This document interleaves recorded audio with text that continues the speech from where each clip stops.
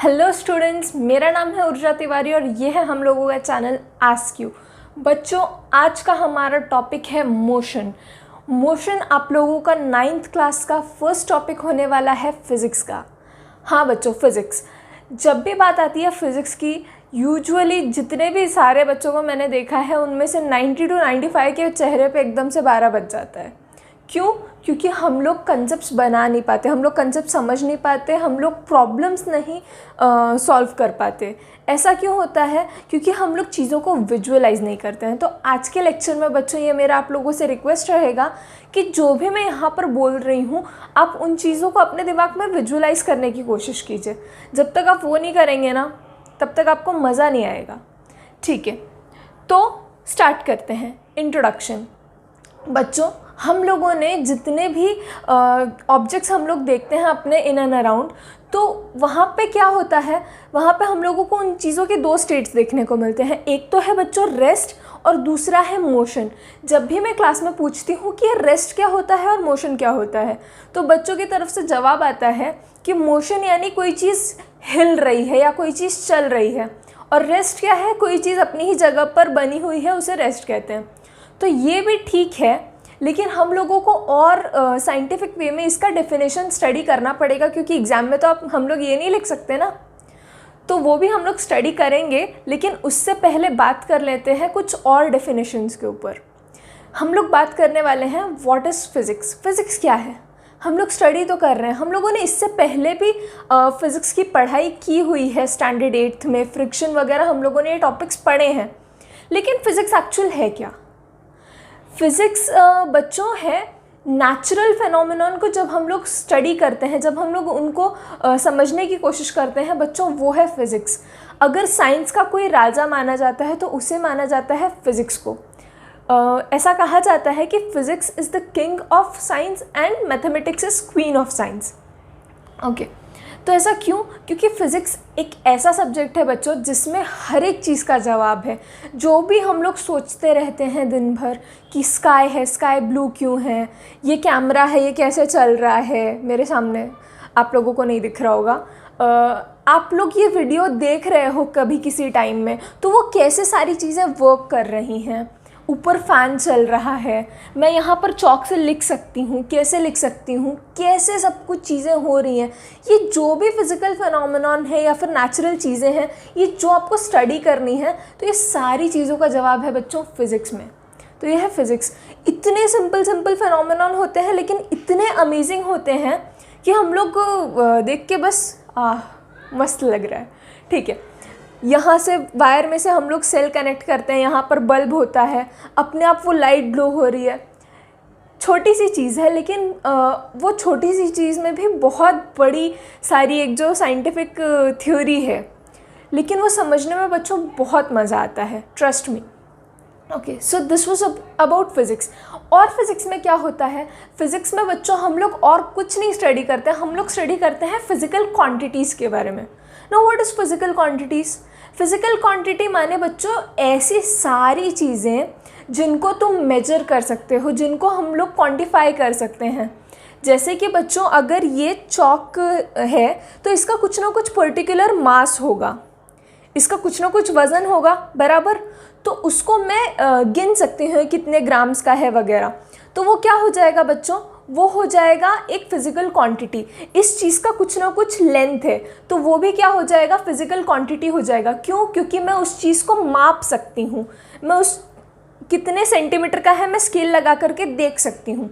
ये कुछ ना कुछ एक पर्टिकुलर एरिया कवर करेगा। अगर मैंने इसको यहाँ पर रखा हुआ है तो ये कुछ ना कुछ एरिया कवर कर रहा है, इसका कुछ ना कुछ वॉल्यूम है, अभी कुछ ना कुछ इस रूम का टेम्परेचर होगा। तो ये सारी चीज़ें क्या है बच्चों? ये सारी चीज़ें हैं फिज़िकल क्वांटिटीज़। ये चीज़ें आप लोग पहली बार नहीं पढ़ रहे हो या नहीं सुन रहे हो, आप लोगों ने पहले सुना हुआ है, बस आपको पता नहीं था। वो सारी चीज़ें बच्चों जिनको तुम माप सकते हो, जिनको तुम मेजर कर सकते हो, वो सारी चीज़ें फिज़िकल क्वांटिटी हैं। ठीक है, अभी तक हमने क्या सीखा, हमने सीखा कि फिजिक्स क्या है, फिजिकल क्वांटिटीज़ क्या है। अब बच्चों फिजिकल क्वांटिटीज़ जो होती हैं उनको दो टाइप्स में डिवाइड किया जाता है, एक होते हैं स्केलर और एक होते हैं बच्चों वेक्टर। अब स्केलर क्या है और वेक्टर क्या है? स्केलर यानी बच्चों वो फिजिकल क्वांटिटीज़ जिनको हम लोग बस उनके मैग्नीट्यूड से समझ सकते हैं, जिनको पूरी तरीके से उनको डिफाइन करने के लिए उनका मैग्नीट्यूड काफ़ी होता है। जैसे कि मैंने पहले एग्जांपल दिया था इस चौक का। अब इस चौक का कुछ ना कुछ लेंथ होगा। सपोज इस चौक का लेंथ है 10 सेंटीमीटर, तो 10 सेंटीमीटर क्या है, सिर्फ मैग्नीट्यूड है, सिर्फ नंबर है 10, ठीक है। सेंटीमीटर तो उसका यूनिट है, उसकी कोई बात नहीं, लेकिन 10 क्या है, सिर्फ एक नंबर है, सिर्फ एक न्यूमेरिकल वैल्यू है। और सिर्फ 10 बोलने से मुझे जजमेंट आ जाता है कि इसका कितना लेंथ है। 10 सेंटीमीटर बोलने से मुझे जजमेंट आ जाता है। तो यहाँ पर डायरेक्शन की कोई बात नहीं हो रही है।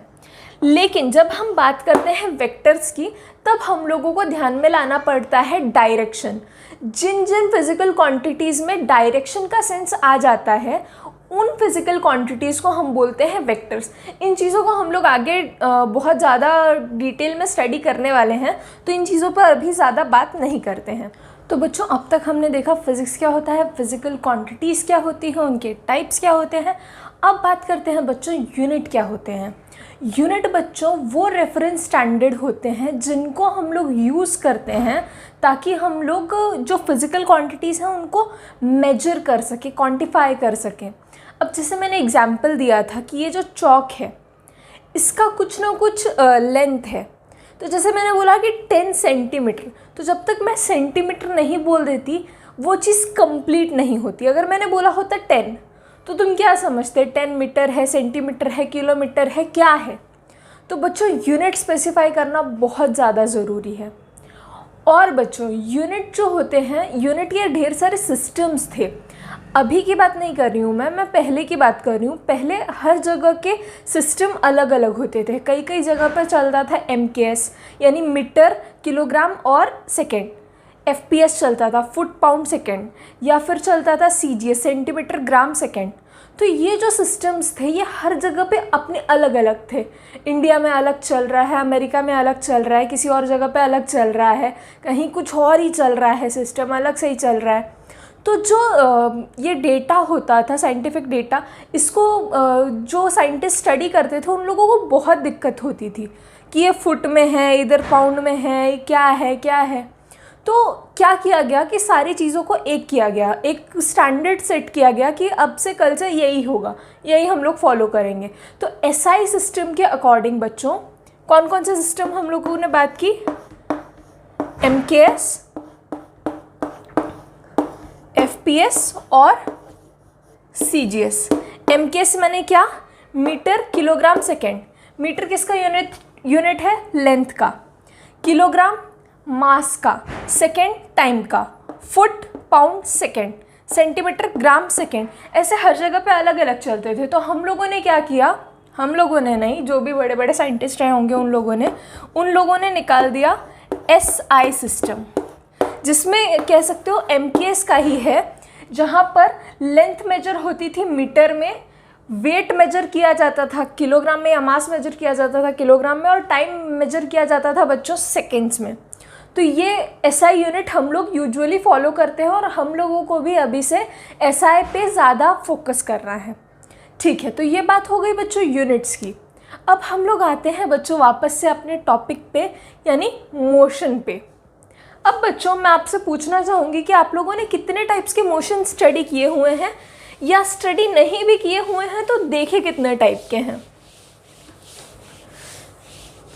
मैं बताती हूँ। मोशन बच्चों हम लोगों ने एक मोशन देखा है,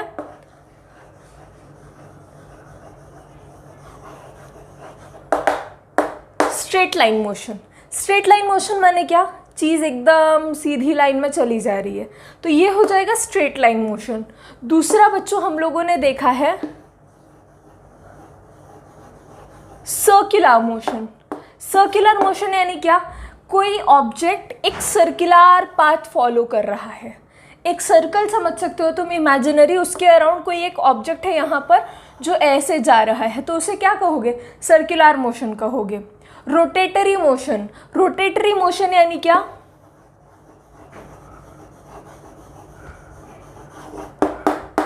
रोटेटरी, जैसे अर्थ को हम क्या कहते हैं? अर्थ अपने इसमें रोटेट कर रहा होता है, तो वो तुम समझ सकते हो रोटेटरी। और इसके बाद कौन सा है? Oscillatory motion. ऑसिलेटरी या फिर वाइब्रेटरी यानी क्या बच्चों? कोई एक चीज़ टू एंड फ्रो जा रही है, टू एंड फ्रो जा रही है, तुम समझ सकते हो। आप लोगों ने सभी ने देखा होगा पेंडुलम, ऐसे सा होता है कुछ, यहाँ पर एक रस्सी होती है, यहाँ पर एक बॉल जैसा बांधा होता है कुछ, और ये ऐसे ऐसे जा रहा होता है। तो वो क्या परफॉर्म कर रहा है? वो वाइब्रेशंस परफॉर्म कर रहा है। या फिर तुम लोगों ने देखा होगा कभी ऐसा एक वाई जैसा दिखने वाला एक ऑब्जेक्ट होता है, इसे क्या कहते हैं? ट्यूनिंग फॉर्क कहते हैं। ऐसे ऐसे वाइब्रेट कर रहा होता है वो, हाँ ऐसे वाइब्रेट कर रहा होता है। या फिर बच्चों हम लोगों ने बचपन में झूला तो खेला ही है सबने गार्डन में जा कर के, तो वो जो झोंका होता है वो कैसे जाता है? ऐसे ऐसे जाता है, तो वो भी क्या कर रहा है? वो to and fro motion perform कर रहा है। तो ये होती हैं बच्चों टाइप्स ऑफ मोशन जो हम लोगों ने कभी ना कभी देखी हुई हैं। एक और क्या कह सकते हो बच्चों? इर्रेगुलर या रैंडम टाइप की मोशन, जैसे कि कोई मक्खी है, कोई मच्छर है, वो ऐसे ऐसे चल रहा है कुछ कहीं पे भी, तो वो क्या कर रहा है? वो रैंडम मोशन परफॉर्म कर रहा है। मच्छर ऐसा थोड़ी सोचेगा ना कि मुझे इधर से इस पॉइंट पे जाना है तो मैं ऐसे स्ट्रेट लाइन में जाऊँगा, या मैं सर्कुलर पाथ कवर करूँगा, या मैं वाइब्रेशन करूँगा। वो तो कैसे भी जाएगा ना, उसको क्या लेना देना है हम लोगों के फिजिक्स से। तो वो हो गई बच्चों रैंडम मोशन, ठीक है। या फिर अगर ऐसा कुछ हो सकता है कि इन सारा का कॉम्बिनेशन बना के कुछ बन रही है मोशन, समझ पा रहे हो इस चीज़ को? तो मोशन क्या कह सकते हैं हम लोग? मोशन को कैसे डिफाइन करोगे तुम लोग? मोशन एक बॉडी की तब हो रही है जब वो बॉडी अपने किसी फिक्स्ड पॉइंट से लेकर के टाइम के साथ साथ वो पोजीशन चेंज कर रहा है। अगर एक ऑब्जेक्ट यहाँ पर है एट सर्टेन टाइम और वो इस पॉइंट से थोड़े टाइम के बाद हम लोगों ने देखा कि वो कहीं और जा रहा है, कुछ ना कुछ उसमें चेंज आया उसकी पोजीशन में, तो हम लोग क्या कहेंगे? वो मोशन में है। और रेस्ट क्या है? अगर एक बॉडी यहाँ पर है एट सर्टेन टाइम टी, कुछ टाइम के बाद मैं आती हूँ वापस से देखती हूँ ये यहीं पर ऐसे बैठा हुआ है, तो ये क्या है? ये रेस्ट में है। और बच्चों कभी भी मोशन स्टडी करते टाइम पे हम लोग एक चीज़ को बहुत ज़्यादा ध्यान में रखते हैं, वो है बच्चों रेफरेंस पॉइंट। अब रेफरेंस पॉइंट क्या है? जब तुम्हें किसी को एड्रेस बताना होता है तो तुम क्या करते हो? सपोज़ तुम खड़े हो किसी सिनेमा हॉल के पास में, ठीक है, वहाँ से तुम थोड़े दूर पे खड़े हो। अब तुमसे कोई इंसान आके पूछता है कि भाई साहब ये हॉस्पिटल कहाँ पर है, तो तुम क्या बोलते हो? ये जो सामने सिनेमा हॉल दिख रहा है ना, इससे बस थोड़ा सा आगे चले जाइए, आपको मिल जाएगा जो आप हॉस्पिटल ढूंढ रहे हैं। समझ पा रहे हो? तो हमने क्या किया, ये जो सिनेमा हॉल है इसको रेफरेंस पॉइंट कंसिडर कर लिया और हमने बोला कि इससे आगे चले जाओगे तो तुमको वहाँ पे वो हॉस्पिटल मिल जाएगा। तो हमने क्या किया, ये एक रेफरेंस मान लिया, इससे थोड़ा आगे चले जाओगे। यहाँ पे तो हम थोड़ा बोल रहे हैं, फिजिक्स में हम लोग हर एक चीज़ को क्वांटिफाई करते हैं, हर एक चीज़ को न्यूमेरिकल वैल्यू देते हैं, पर्टिकुलर डायरेक्शन स्पेसिफाई करते हैं। लेकिन इस बात को समझ पा रहे हो तुम? जैसे बुक में आप लोगों की एग्जाम्पल है कि अगर एक कोई स्कूल है तो उसके नॉर्थ में कोई रेलवे स्टेशन है, अगर मैं गलत नहीं हूँ तो यही एग्जाम्पल है, या फिर रेलवे स्टेशन से नॉर्थ में स्कूल था, ऐसा कुछ एग्जाम्पल था। लेकिन मुझे अगर बताना है तो मैंने इसको क्या कर लिया, इसको मैंने रेफरेंस सेट कर लिया और मैंने बताया कि इससे अगर तुम नॉर्थ में चले जाओगे 10 मीटर 20 मीटर तो तुम लोगों को मिल जाएगा रेलवे स्टेशन। तो रेफरेंस हम लोगों को हर बार सेट करना बहुत ज़रूरी है कि अगर रेफरेंस ये है तो मैं इस चीज़ से हर चीज़ को मेजर करना शुरू करूँगी कि यहाँ से अगर ये पॉइंट, एक यहाँ पर ऑब्जेक्ट रखा हुआ है, ये इसका रेफरेंस है। अगर कुछ टाइम के बाद मैंने देखा कि ये चीज़ हिली नहीं है, उतने ही डिस्टेंस पे है, अगर ये सपोज मान लो 10 सेंटीमीटर है, अगर ये वहीं पे है थोड़े टाइम के बाद में, तो मैं क्या बोलूँगी, ये रेस्ट पे है। अगर ये कहीं और यहाँ पे शिफ्ट हो गई तो मैंने क्या बोला कि नहीं इसका तो पोजीशन चेंज हो गया है, ये रेस्ट पे नहीं है, इसने कुछ ना कुछ मोशन परफॉर्म किया है। ठीक है बच्चों, तो ये हो गई बात मोशन की। तो ठीक है बच्चों, आप समझ लेते हैं डिस्टेंस और डिस्प्लेसमेंट क्या होता है। डिस्टेंस तो बच्चों हम लोगों के लिए पहले से ऑलरेडी हम लोग फैमिलियर हैं इस वर्ड से। अगर मैं जा रही हूँ जालना टू औरंगाबाद या जालना टू पुणे, जालना टू मुंबई, तो हम लोग क्या बोलते हैं, कितना डिस्टेंस कवर करना है। गूगल मैप्स में हम लोग देखने लग जाते हैं, ये करते हैं वो करते हैं, ठीक है, समझ पा रहे हो इस बात को, कितना डिस्टेंस कवर किया। ये हम लोगों के लिए काफ़ी एक फैमिलियर सा वर्ड है। लेकिन क्या होता है, डिस्टेंस माने जैसे अगर ये एक पॉइंट ए है, इस चैप्टर में बच्चों हम लोग ज़्यादातर बात करने वाले हैं लीनियर मोशन के बारे में। हम लोगों ने इतने सारे टाइप्स देखे ना, तो हम लोगों का फोकस रहेगा ज़्यादातर लीनियर मोशन पर, और बाद में हम लोग थोड़ी सी बात करने वाले हैं सर्कुलर मोशन पे। तो यहाँ पर भी मैं एक लीनियर मोशन का ही एग्जाम्पल दे रही हूँ। जैसे मैं यहाँ पर खड़ी हुई हूँ पॉइंट ए पर, और मैं यहाँ से चल कर गई पॉइंट बी तक। अब ये कितना डिस्टेंस है, ये सपोज है 10 मीटर। तो अगर किसी ने मुझसे पूछा कि तुमने कितना डिस्टेंस कवर किया, तो मैं क्या बोलूँगी, 10 मीटर डिस्टेंस कवर किया। अब यहाँ से आगे पॉइंट सी है तुम मान लो। अब इस पॉइंट सी पर जाते जाते मैंने वापस से कवर किया सपोज 5 मीटर। तो मैंने टोटल कितना डिस्टेंस कवर किया, ए टू बी गई, फिर बी टू सी गई, यानी 10 + 5 15। ये इतना मैंने डिस्टेंस कवर किया। अब बच्चों बात करते हैं डिस्प्लेसमेंट के बारे में। डिस्प्लेसमेंट यानी क्या बच्चों, डिस्प्लेसमेंट यानी जो सबसे छोटा पाथ होता है, जहाँ से हमने शुरू किया और जहाँ हम लोग ख़त्म कर रहे हैं, उन 2 पॉइंट्स के बीच में जो सबसे छोटा पाथ होता है उसे हम कहते हैं डिस्प्लेसमेंट। और डिस्टेंस यानी क्या, जितना तुमने चला है, जितना तुमने कवर किया है, उतना पूरा डिस्टेंस होगा, यानी actual path covered by that object.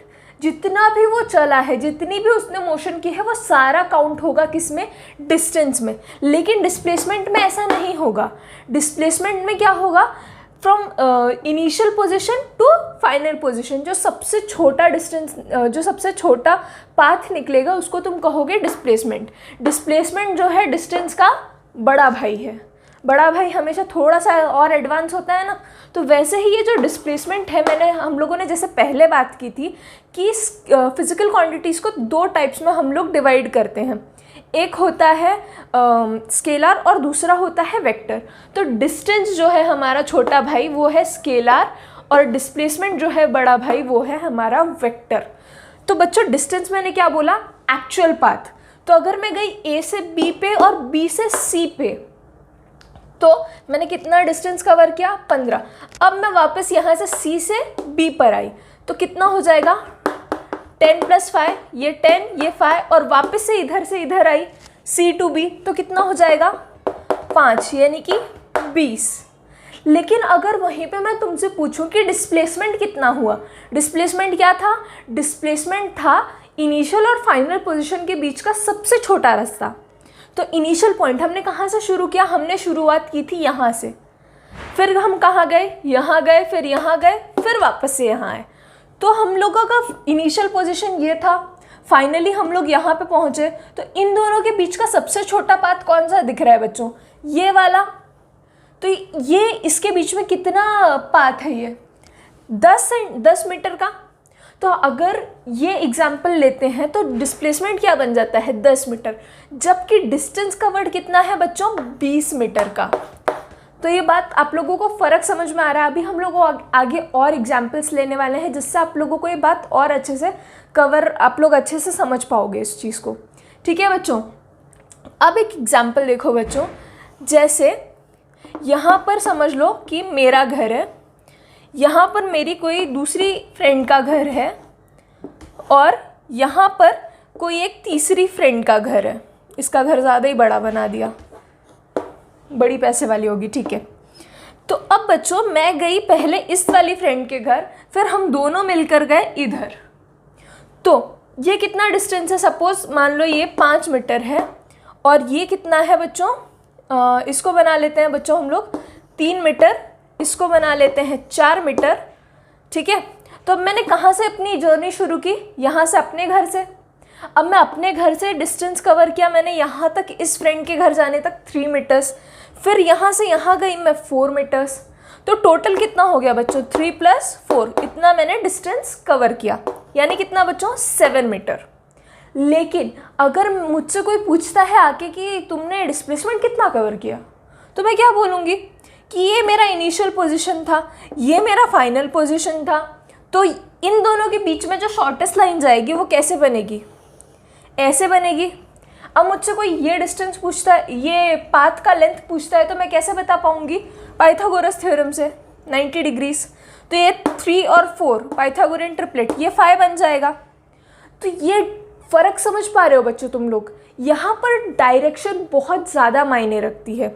जैसे कि यहाँ पर वो आया तो यहाँ हम लोगों ने उसको ऐड कर दिया डिस्टेंस वाले को, लेकिन अगर वो यहाँ पर वापस आ जाता है तो हम लोगों का डिस्प्लेसमेंट जो है उसकी वैल्यू कम हो जाती है। अब एक और एग्जांपल लेते हैं बच्चों। एक सर्कुलर ट्रैक है, मान लो एक ग्राउंड है जो सर्कुलर ट्रैक के फॉर्म में है, और उस ग्राउंड के अगल बगल एक ट्रैक ऐसा बना हुआ है जो कि है सपोज वॉकिंग का ट्रैक है, या तुम समझ सकते हो कि साइकिल चलाने का ट्रैक है।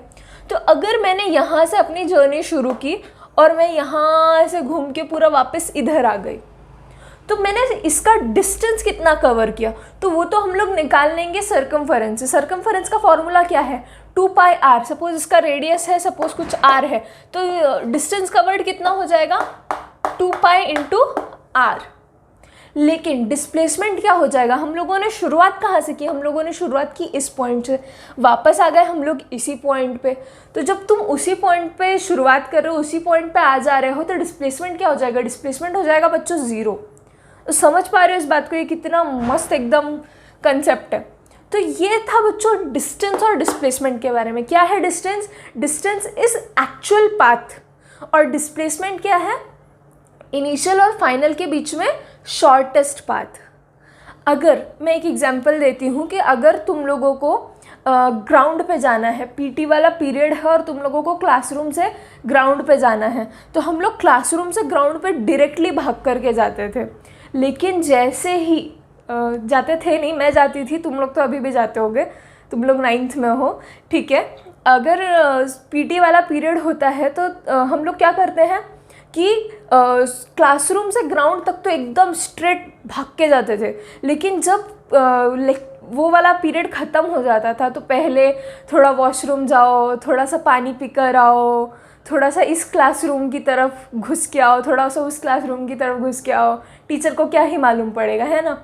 तो फिर उसका पूरा लंबा चौड़ा एक राउंड लगा के स्कूल का, तब हम लोग अपनी अपनी क्लास में वापस जाते थे। तो ये हम लोग क्या कर रहे हैं, सपोज़ ये मेरी क्लास इधर है, ठीक है, 9th क्लास इधर है, और यहाँ पर है हम लोगों का ग्राउंड। तो जब लेक्चर होता था पीटी वाला तो तुम लोग ऐसे डायरेक्टली जाते थे, लेकिन जब लेक्चर ख़त्म होता था तो पहले वॉशरूम की तरफ, फिर वाटर बॉटल पानी पीना है, फिर इधर वापस एक बार ग्राउंड की तरफ चक्कर मार के आते थे, कोई एक फ्रेंड छूट गया, फिर करते करते फिर तुम लोग क्लास में जाते थे। तो ये जो पाथ है, ये कहाँ से कहाँ गए हम लोग, यहाँ से ऐसे गए, ऐसे गए, ऐसे गए, फिर ऐसे गए, कितना लंबा चौड़ा पाथ ट्रैवल किया हम लोगों ने। तो ये हो जाएगा इतना बड़ा सारा डिस्टेंस, और डिस्प्लेसमेंट क्या हो जाएगा, ये दूसरा। फ़र्क समझ पा रहे हो तुम लोग। तो ये थी बात बच्चों डिस्टेंस और डिस्प्लेसमेंट की। तो अब बच्चों बात कर लेते हैं स्पीड और वेलोसिटी के बारे में। क्या है स्पीड और क्या है वेलोसिटी। स्पीड से तो बच्चों हम लोग थोड़े बहुत पहले से फैमिलियर हैं, हम लोग कह सकते हैं। जब हम लोग ट्रेन में बैठे होते हैं, स्टेशन से गाड़ी निकलती है तो बहुत स्लो निकलती है, तो हम लोग क्या कहते हैं कि अभी तो गाड़ी की स्पीड स्लो है ना। क्यों कहते हैं, क्योंकि गाड़ी बहुत धीरे धीरे चल रही होती है। लेकिन जब एक बार स्टेशन से थोड़ा दूर निकलती है गाड़ी तो एकदम स्पीड पकड़ती है माने क्या, तेज़ चलने लगती है। फिर जब दूसरा स्टेशन करीब आता है तो फिर से गाड़ी स्लो डाउन हो जाती है, फिर से उसका स्पीड कम हो जाता है। ये सब बातें हम लोग जानते हैं, हम लोग समझते हैं। तो स्पीड से तो हम लोग बच्चों काफ़ी हद तक फैमिलियर हैं। लेकिन वेलोसिटी क्या है, वेलोसिटी है बच्चों स्पीड की बड़ी बहन, तुम लोग कह सकते हो। जैसे यहाँ पर डिस्प्लेसमेंट बड़ा भाई था ना डिस्टेंस का, तो वैसे ही वेलोसिटी यहाँ पर स्पीड की बड़ी बहन है। स्पीड को कैसे डिफाइन करते हैं बच्चों, स्पीड को डिफाइन करते हैं डिस्टेंस अपॉन टाइम से। और वहीं पे बच्चों वेलोसिटी जो कि स्पीड की क्या है, बड़ी बहन है, उसको तुम लोग डिफाइन करते हो डिस्प्लेसमेंट अपॉन टाइम से। अब बच्चों यहाँ पर डिस्टेंस क्या है, डिस्टेंस एक स्केलर क्वांटिटी है, टाइम क्या है, टाइम भी एक स्केलर क्वांटिटी है। इस वजह से जो हमारी स्पीड है वो बन गई एक स्केलर। क्या बन गई, स्केलर बन गई। यहाँ पर बच्चों टाइम देखो क्या है, टाइम एक वेक्टर क्वांटिटी है, बिल्कुल नहीं, टाइम एक स्केलर क्वांटिटी है। डिस्प्लेसमेंट क्या है, डिस्प्लेसमेंट एक वेक्टर क्वांटिटी है, अभी थोड़ी देर पहले हम लोगों ने पढ़ा। तो इस वजह से बच्चों वेलोसिटी क्या बन जाती है, एक वेक्टर क्वांटिटी बन जाती है। समझ पा रहे हो इस बात को? यानी स्पीड जब हम लोग नापते हैं, जब हम लोग स्पीड के बारे में बात करते हैं, तो हम लोग डायरेक्शन के बारे में नहीं सोचते कि हम लोग कौन सी डायरेक्शन में जा रहे हैं, कौन सी पर्टिकुलर डायरेक्शन में जाना है हम लोगों को। लेकिन जब तुम वेलोसिटी की बात करने लग जाते हो तब तुम एक ही डायरेक्शन की बात कर रहे हो। समझ पा रहे हो इस चीज़ को? तो वो हो गई बच्चों वेलोसिटी। अब इन दोनों का जो यूनिट होता है वो सेम होता है, क्या, मीटर पर सेकेंड, मीटर पर सेकेंड। एक चीज़ बच्चों जो मैं आप लोगों को बोलना भूल गई, सॉरी इस चीज़ के लिए, डिस्टेंस और डिस्प्लेसमेंट भी जो है उन लोगों का भी यूनिट क्या है, सेम है। दोनों को हम लोग मेजर करते हैं मीटर्स में। अगर मैं इस पॉइंट से इस पॉइंट पे गई और बस यही कहानी ख़त्म हो गई, ठीक है, पॉइंट ए पॉइंट बी, ज़्यादा बड़ा एग्जाम्पल नहीं लेते हैं, 10 मीटर, तो डिस्टेंस कितना हो गया, डिस्टेंस भी 10 मीटर, डिस्प्लेसमेंट भी 10 मीटर। एक और यहाँ से एडिशनल बात तुम लोग समझ सकते हो बच्चों कि अगर पाथ एकदम सिंपल सा यहीं जाकर वो चीज़ रुक गई है तो डिस्टेंस और डिस्प्लेसमेंट दोनों सेम हो जाएंगे। क्या बोला मैंने कि अगर इतना सा ही पाथ है, वापस से वो ऑब्जेक्ट यहाँ पे नहीं जा रहा है या और कहीं नहीं जा रहा है, एक ही स्ट्रेट लाइन में ऑब्जेक्ट गया, तो डिस्टेंस और डिस्प्लेसमेंट दोनों सेम हो जाएंगे। और डिस्टेंस और डिस्प्लेसमेंट को हम लोग मेजर करते हैं किस यूनिट में, मीटर में हम लोग मेजर करते हैं। और यहाँ पर स्पीड और वेलोसिटी का भी बच्चों क्या है, यूनिट सेम है, मीटर्स पर सेकेंड, मीटर्स पर सेकेंड। ठीक है बच्चों, तो ये बात थी स्पीड एंड वेलोसिटी की। अच्छा, एक बात मैं आप लोगों को पूछना चाहूँगी, आप लोगों में से बहुत सारे लोग क्रिकेट के फ़ैन होंगे, ठीक है, तो वो जो क्रिकेट में नीचे एक पट्टी सी दिखाई देती है और उसमें बॉलिंग स्पीड लिखी होती है कि इस बॉलर ने इतनी स्पीड पे बॉल डाला, उतनी स्पीड पे डाला, है ना, तो वो कैसे पता चलता है? क्योंकि वो तो इतना तेज़ से डालता है कि हम लोग समझ भी नहीं पाते कि वो कैसे कोई पता करेगा कि उसकी स्पीड क्या है। कभी सोचा है कैसे पता करते होंगे? तो बच्चों बहुत सिंपल सा लॉजिक है, ठीक है, क्या कि वो जो ऐसी पिच बनी होती है, पिच ही कहते हैं ना, मुझे पता नहीं उसको क्या बोलते हैं, ऐसे जहाँ पर यहाँ पे एक बैट्समैन खड़ा होता है और यहाँ पे आके एक बॉलर ऐसे बॉल डालता है, तो इसका हम लोग क्या करते हैं, ये कितना बड़ा है ये हम लोग मेजर कर लेते हैं। सपोज़ ये है 10 मीटर का, मुझे नहीं पता कि ये कितना बड़ा होता है, गेम में ऐसा कुछ स्पेसिफाइड होता होगा कि ये इतना ही बड़ा होना चाहिए, मैं यहाँ पर एग्जाम्पल दे रही हूँ, सपोज़ 10 मीटर। और अगर उसने टाइम कुछ, हम लोग टाइम देख लेते हैं कि यहाँ से उसने बॉल फेंकी और यहाँ पर आकर के बॉल लगा, सपोज़ उसको लगे 5 सेकेंड, कितने, 5 सेकेंड, तो हम लोग तुरंत स्पीड कैसे कैलकुलेट करते हैं, 10 मीटर बाय 5 सेकेंड। क्यों? स्पीड का फॉर्मूला क्या है, डिस्टेंस अपॉन टाइम, तो डिस्टेंस कितना है 10 मीटर अपॉन ये कितना है, टाइम कितना लगा उस बॉल को यहाँ से यहाँ पहुँचने में, 5 सेकेंड का टाइम लगा, तो क्या हो जाएगा, 2 मीटर पर सेकेंड की स्पीड से उसने बॉल डाली, ये हम लोग समझ सकते हैं। ठीक है बच्चों, तो इतनी सिंपल सी बात थी। हम लोग हमेशा, मैं तो हमेशा से सोचती थी, मुझे क्रिकेट के बारे में और कुछ तो नहीं समझता था, लेकिन मैं ये क्वेश्चन हमेशा पूछा करती थी।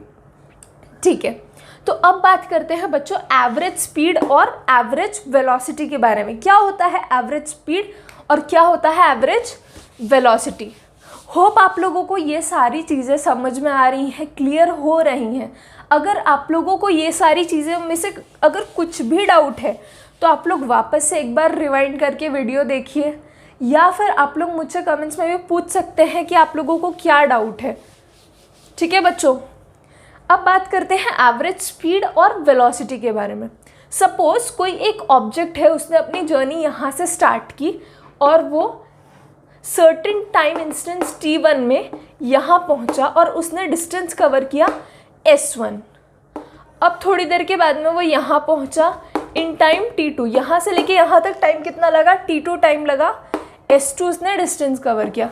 अब ये यहाँ से यहाँ गया, सपोज टाइम लगा उसे t3 और s3 उसने डिस्टेंस यहाँ से यहाँ तक में कवर किया।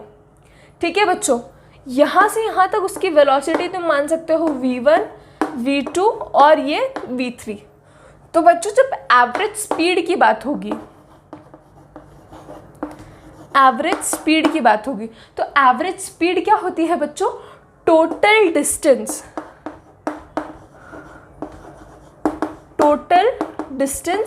Upon total time taken.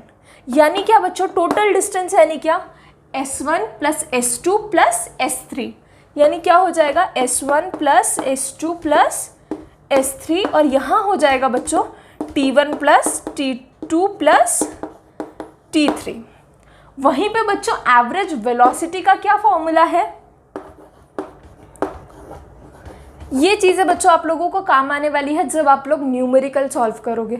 जब आप न्यूमेरिकल सॉल्व करते हो ना, बी रियली केयरफुल, क्योंकि चीज़ों को ऐसे घुमा करके पूछा होता है ना कई बार कि हम लोग कंफ्यूज हो जाते हैं। तो प्रॉब्लम जब आता है ना, उसको शांति से 1 बार 2 बार 3 बार रीड करने का, लेकिन एकदम अच्छे से समझना पूछा क्या गया है, फिर सॉल्व कर रहा है। कई बार एवरेज स्पीड पूछी होगी, कई बार वेलोसिटी पूछी होगी, तो कंफ्यूज नहीं होना है। जब एवरेज स्पीड पूछी होगी ये वाला फॉर्मूला लगाना है, जब एवरेज वेलोसिटी पूछी होगी ये वाला फॉर्मूला लगाना है। यहाँ पर क्या होगा, v1 plus v2 plus v3 upon 3, यानी जितनी भी वेलोसिटीज़ हैं उनका सम upon total number of velocities.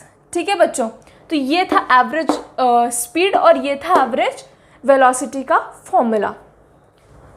तो अब बात कर लेते हैं बच्चों यूनिफॉर्म और नॉन यूनिफॉर्म मोशन के बारे में। यूनिफॉर्म यानी क्या, यूनिफॉर्म यानी वो जो हम लोग स्कूल में पहन करके जाते हैं, वो तो स्कूल यूनिफॉर्म होता है। वहाँ क्या होता है, यूनिफॉर्म यानी क्या बच्चों, ऐसी कोई चीज़ जो कांस्टेंट चल रही हो या जो एक जैसी चल रही हो, तो वहाँ पर हम लोग चीज़ों को बोलते हैं कि यूनिफॉर्म। स्कूल में सारे ही बच्चे एक ही जैसे कपड़े पहन करके जाते हैं, तो उसे हम लोग कहते हैं स्कूल यूनिफॉर्म। यहाँ पर क्या एक जैसा हो रहा है, देख लेते हैं। यूनिफॉर्म मोशन और non uniform motion. Uniform motion में बच्चों स्पीड कांस्टेंट रहती है, जो भी ऑब्जेक्ट है उसकी स्पीड हमेशा कैसी रहेगी, कांस्टेंट रहेगी। और नॉन यूनिफॉर्म मोशन में स्पीड कांस्टेंट नहीं रहेगी। ठीक है, यानी क्या बच्चों, if an object covers equal distance in equal amount of time, तो उसको हम क्या बोलेंगे, यूनिफॉर्म मोशन बोलेंगे। यानी जैसे कि ये कितना डिस्टेंस है, सपोज ये डिस्टेंस है 5 मीटर, ये डिस्टेंस है वापस से 5 मीटर, और इसको कवर करने में मुझे लग रहे हैं सपोज 10 मिनट। फिर से यहाँ जाने में मुझे लग रहे हैं 10 मिनट। तो मैंने इक्वल डिस्टेंस कवर किया in equal amount of time. यहाँ पर भी डिस्टेंस कितना है, 5 मीटर है, यहाँ पर भी डिस्टेंस कितना है, 5 मीटर है। पहली बार मुझे कितना समय लगा, 10 मिनट का समय लगा। दूसरी बार मुझे कितना समय लगा, 10 मिनट का लगा। ठीक है, तो यहाँ पर मैंने इक्वल डिस्टेंस कवर किया in equal interval of time. लेकिन अब तुम सोचो कि यहाँ पर मैं जा रही हूँ, ठीक जा रही हूँ, यहाँ तक गई, 5 मीटर गई मैं 10 मिनट में। लेकिन अब वापस से ये जो 10 मिनट है, यहाँ पर मैंने कम डिस्टेंस कवर किया। सपोज़ मैं यहाँ तक ही जा पाई, मैं चलते चलते यहाँ तक थक गई थी। मैंने दूसरे 10 मिनट में 3 ही मीटर कवर किया। तो क्या हो गया, इक्वल इंटरवल ऑफ टाइम में मैंने अनइक्वल डिस्टेंस कवर किया। तो ये क्या हो जाएगा, ये एग्जाम्पल हो जाएगा बच्चों नॉन यूनिफॉर्म मोशन का। हम लोग सुबह सुबह कार ड्राइव करके जा रहे हैं, तो सुबह सुबह ट्रैफिक कम होता है, तो हम लोगों ने हर बार जब भी हम लोगों ने स्टॉप करके देखा हर एक कार पे, तो हम लोगों ने इक्वल डिस्टेंस कवर किया। हर 1 घंटे में हम लोग सर्टेन किलोमीटर्स हम लोगों ने कवर किए। ठीक है, लेकिन वहीं शाम का समय है, शाम के समय में ट्रैफिक बढ़ जाता है तो गाड़ी एकदम धीरे धीरे चलती है, तो 1 घंटे के भी स्पैन में गाड़ी बहुत कम डिस्टेंस कवर कर पाती है। तो ये क्या एग्जाम्पल हो गया बच्चों नॉन यूनिफॉर्म मोशन का। सुबह अगर देखते हैं हम लोग तो सुबह एकदम फास्ट हम लोग चला के जा सकते हैं, तो हर आधे घंटे पे या 1 घंटे पे जब तुम रोक के देखते हो गाड़ी तो तुमने इक्वल डिस्टेंस कवर किया होता है। लेकिन शाम के समय में टाइम जो है टाइम उतना ही रहेगा लेकिन डिस्टेंस अनइवन हो जाएगा। पहले तुमने x किलोमीटर कवर किया, फिर y किया, फिर x किया, फिर z किया, ऐसा कुछ। ठीक है, तो ये है बच्चों यूनिफॉर्म और नॉन यूनिफॉर्म मोशन के बारे में। यूनिफॉर्म मोशन में हमेशा स्पीड कांस्टेंट रहेगी। कोई भी जो एक ऑब्जेक्ट है वो अगर तुम उसको एक स्पेसिफिक टाइम इंटरवल देते हो तो वो उसमें एक स्पेसिफिक डिस्टेंस ही कवर करेगा। और नॉन यूनिफॉर्म मोशन में क्या होगा, वो कभी चीज़ तेज़ होगी, कभी चीज़ स्लो होगी, कभी चीज़ तेज़ से जाएगी और कभी चीज़ स्लो डाउन कर जाएगी। अगर मैं यहाँ पर जॉगिंग के लिए जाती हूँ, ऐसा कोई स्क्वायर टाइप का ट्रैक है और यहाँ से तो मैं भाग रही हूँ बड़ा अच्छा। ठीक है, ये मैंने यहाँ पर सपोज़ 1 राउंड लिया या 2 राउंड लिया। सपोज़ मैंने 2 राउंड लिए, 2 राउंड्स इन 10 मिनट। अब उसके बाद क्या हो गया, उसके बाद यहाँ से मुझे ज्वाइन कर लिया मेरी फ्रेंड ने, तो हम लोगों के गप्पे शुरू हो गए। अब गप्पे जब मार रहे हो तो जॉगिंग तो स्लो करोगे ही ना तुम।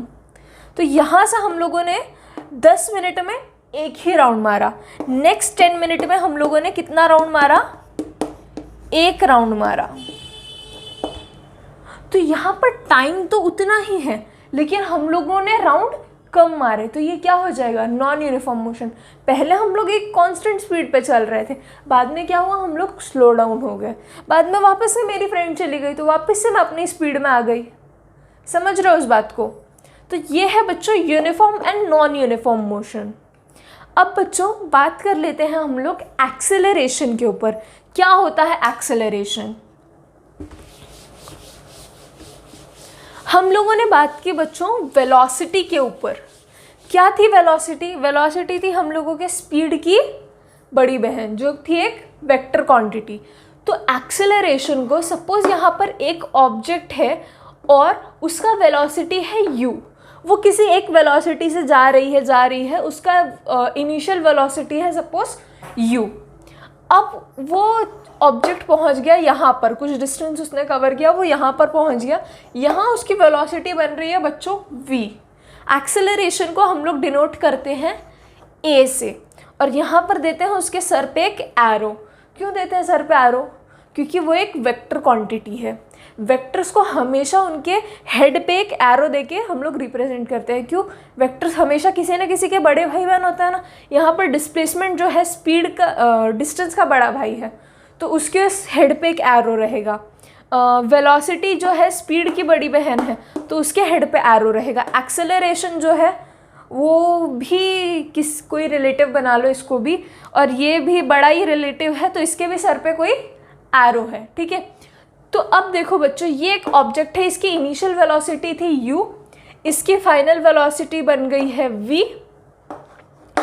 तो अब यहाँ पर टाइम जो है, टाइम बीता है t सपोज, तो यहाँ पर एक्सेलरेशन को जो हम लोग डिफाइन करते हैं वो कैसे करते हैं, final velocity minus initial velocity upon time. हमने क्या किया, यहाँ पर चेंज इन वेलोसिटी देखा, चेंज इन वेलोसिटी देखा। चेंज कैसा हम लोग हमेशा कैलकुलेट करते हैं, फाइनल माइनस इनिशियल। जब भी चेंज वर्ड आएगा तब तुम सब्सट्रैक्ट करोगे। क्या सब्सट्रैक्ट करोगे, फाइनल वैल्यू में से इनिशियल वैल्यू को तुम सब्सट्रैक्ट करोगे। तो यहाँ पे फाइनल क्या है, v है, इनिशियल क्या है, u है। तो फाइनल वेलोसिटी में से इनिशियल वेलोसिटी जब मैंने सब्सट्रैक्ट कर दिया और उसको टाइम से डिवाइड कर दिया, the rate of change of velocity, rate यानी क्या बच्चों, रेट जहाँ जहाँ ये शब्द आएगा वहाँ वहाँ डिवाइड बाई t कर देना है बस। तो ये बन जाएगा हमारा एक्सेलरेशन। ठीक है बच्चों, अब एक्सेलरेशन का यूनिट कैसे दोगे तुम, एक्सेलरेशन का यूनिट आएगा बच्चों, वेलोसिटी का क्या यूनिट होता है, मीटर पर सेकेंड, और टाइम का क्या होता है, सेकेंड। अब देखो यहाँ पर मीटर तो मीटर के जैसा आ गया, लेकिन यहाँ पे 2 सेकेंड है, यहाँ एक ऊपर यहाँ एक नीचे, तो क्या आ जाएगा मीटर पर सेकेंड स्क्वायर, क्योंकि यहाँ पर 2 बार सेकेंड्स है। ठीक है, तो ये हो जाएगा बच्चों उसका यूनिट। अब बात करते हैं बच्चों कि कभी नेगेटिव एक्सेलरेशन हो सकता है क्या लगता है तुम लोगों को? हम लोग जब गाड़ी चलाते हैं, हम लोग तो नहीं चलाते, मैं चलाती हूँ, तुम लोग अभी नहीं चला सकते, तुम लोग अंडर एज हो, ठीक है।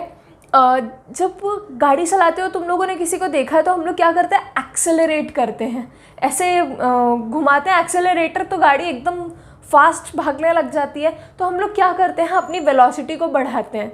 टाइम के साथ साथ वेलोसिटी बढ़ रही है, यानी क्या हो रहा है, एक्सेलरेशन बढ़ रहा है। फिर हम आगे ट्रैफिक देखते हैं या स्पीड ब्रेकर देखते हैं तो हम लोग स्लो डाउन कर देते हैं। तो ये क्या हो रहा है, हम लोगों ने एक्सेलरेशन को डिक्रीज़ किया, यानी क्या किया, वेलोसिटी को, अपने स्पीड को अपने कम किया विथ रिस्पेक्ट टू टाइम। यानी हमने क्या किया, एक्सेलरेशन को कम किया तो ऑब्वियसली वो चीज़ नेगेटिव हो जाएगी। सपोज यहाँ पर फिर से एक एग्जांपल लेते हैं, यहाँ पर एक बॉडी है और यहाँ पर एक बॉडी है। ये बॉडी जो है उसका एक्सेलरेशन जो है वो ज़्यादा है, सपोज 10 मीटर्स पर सेकेंड की स्पीड से, वेलोसिटी से ये जा रही है, और यहाँ पर अचानक से कोई चीज़ आ गई तो हम लोगों ने ब्रेक्स लगा दिया या एक्सेलरेशन कम कर दिया, तो यहाँ पर क्या हो गया, 2 मीटर पर सेकेंड तक आ गई है। कितने सेकेंड में, सपोज 2 सेकेंड में इतनी वेलोसिटी हम लोगों ने कम कर ली। तो यहाँ पर एक्सेलरेशन क्या आ जाएगा, एक्सेलरेशन यानी फाइनल माइनस इनिशियल, 2 - 10 अपॉन 2। 2 - 10 क्या आ जाएगा, -8 upon 2। Sign of greater number बचपन में सीखा था, याद है? तो ये क्या आ जाएगा, -4 मीटर पर सेकेंड स्क्वायर। यूनिट देना मत भूलना, यहाँ पर मेरे पास जगह नहीं है, मैं नीचे लिख रही हूँ, ठीक है बच्चों। तो ये जो नेगेटिव एक्सेलरेशन होता है इसे हम लोग कहते हैं रिटार्डेशन। क्या कहते हैं, रिटार्डेशन कहते हैं। तो एक्सेलरेशन जो है वो एक वेक्टर क्वांटिटी है, वो पॉजिटिव भी जा सकती है, नेगेटिव भी जा सकती है। क्यों? क्योंकि उसके पास डायरेक्शन होता है, ठीक है बच्चों। तो हम लोगों ने अभी तक कौन कौन से फिजिकल क्वांटिटीज़ देखी इस चैप्टर की, डिस्टेंस देखा, डिस्प्लेसमेंट देखा, स्पीड वेलोसिटी देखा, एक्सेलरेशन देखा, है ना। तो आप लोग इन सारी चीज़ों को एक बार अपने नोट्स में अच्छे से लिखिए और रिवाइज कीजिए। तो होप बच्चों आप लोगों को एक्सेलरेशन ये चीज़ समझ में आ गई होगी। हम लोगों ने देखा एक्सेलरेशन क्या है, एक्सेलरेशन है वेलोसिटी का change with respect to time. जैसे टाइम के साथ साथ वेलोसिटी कैसे चेंज होती है उसी चीज़ को हम कहते हैं एक्सेलरेशन। हमने देखा एक्सेलरेशन पॉजिटिव भी हो सकता है, एक्सेलरेशन नेगेटिव भी हो सकता है। नेगेटिव एक्सेलरेशन को हम कहते हैं रिटार्डेशन। क्या कहते हैं बच्चों, रिटार्डेशन। बच्चों ये थी हम लोगों की फिज़िकल क्वांटिटीज़ की सारी स्टडी, मोशन इस चैप्टर के लिए। इसके आगे वाले लेक्चर में हम लोग बच्चों बात करने वाले हैं ग्राफ्स की, कैसे काइनेमेटिकल इक्वेशंस होते हैं। हम लोग इस बार 3 काइनेमेटिकल इक्वेशन स्टडी करने वाले हैं, ग्राफ्स के फॉर्म में देखने वाले हैं हम लोग। सर्कुलर मोशन के बारे में हम लोग अगले लेक्चर में स्टडी करने वाले हैं। और अगर बच्चों आप लोगों को ये सारी चीज़ें समझ में आ रही हैं तो बहुत अच्छी बात है। अगर कुछ नहीं समझ में आ रहा है तो आप लोग लेक्चर को वापस से एक बार देखिए। जो बीट नहीं समझ में आ रहा है, जैसे ये वाला बीट अगर आपको नहीं समझ में आ रहा है तो आप लोग उतना चीज़ वापस से रिवाइंड करके देखिए। अगर फिर भी नहीं समझ में आता है तो आप मुझसे कमेंट्स में पूछ सकते हैं। और अगर बच्चों आप लोगों को मेरा ये काम अच्छा लगा, मेरा पढ़ाना आप लोगों को समझ में आया, आप लोगों को वर्दी लगा, तो आप लोग अपने बाकी के भी फ्रेंड से ये चीज़ शेयर कर सकते हो, इस चैनल को प्रमोट कर सकते हो। Thank you.